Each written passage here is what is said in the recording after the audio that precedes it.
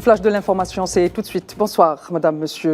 Dans ce 7e jour de génocide sioniste à Gaza, les jours se suivent et se ressemblent dans l'enclave palestinienne où l'agression de l'armée d'occupation commet quotidiennement ses crimes contre le peuple palestinien. Le bilan global des victimes a atteint ce mardi 23 avril 34 183 martyrs et 77 133 blessés. Durant les dernières 24 heures, le régime d'apartheid a commis en moins 3 massacres contre des familles et des civils pour un bilan de 32 martyrs et 89 blessés.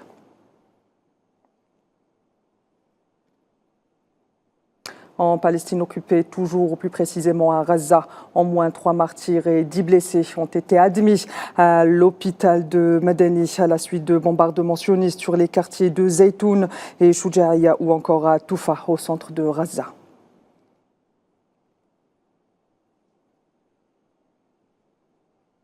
Toujours la situation à Gaza, de nouveaux bombardements aériens ont été également ciblés. Le secteur de Nusayrat et la partie sud-est du camp de Bouraïdj, faisant plusieurs blessés qui ont été transportés à l'hôpital de Juhada al-Aqsa. Et un avion de combat de l'entité sioniste a également visé la zone entourant Wadi Gaza au nord du camp de Nusayrat et la zone au sud-est du camp de Bouraïdj dans le centre de la bande de Gaza, faisant plusieurs blessés.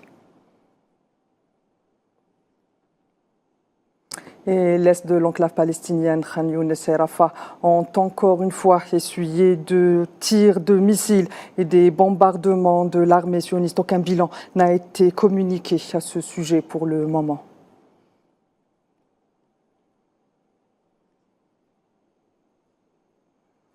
Le nord de l'enclave palestinienne de Gaza non plus n'est pas épargné par les bombardements de l'armée sioniste. La région de Jabalia a essuyé, elle aussi, des tirs de missiles de la part de l'armée d'occupation. Pas de bilan officiel là aussi pour le moment.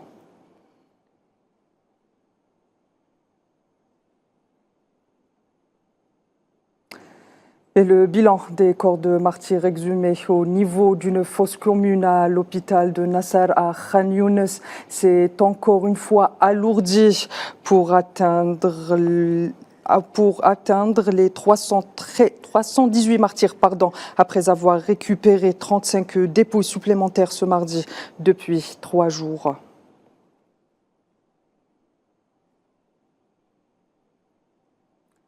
Le piège tendu par l'entité sioniste contre l'UNRWA se referme contre les autorités sionistes.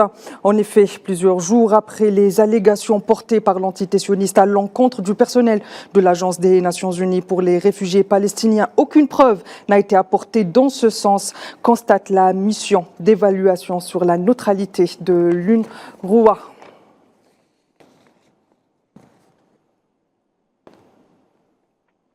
Et en Cisjordanie, occupée, environ 372 colons sionistes extrémistes et à leur tête l'ancien membre de la Knesset, Glink, ont une nouvelle fois violé le statu quo d'Al-Aqsa à l'occasion d'une incursion dans la mosquée sainte, le tout sous haute protection des services de sécurité de l'occupation.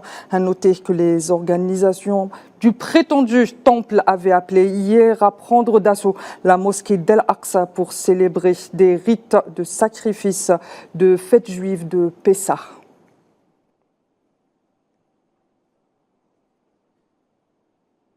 Et dans le reste de l'actualité, le président algérien Abdelmajid Tebboune a regagné lundi soir Alger après avoir pris part à Tunis à la première réunion consultative regroupant les dirigeants de l'Algérie, de la Tunisie et de la Libye.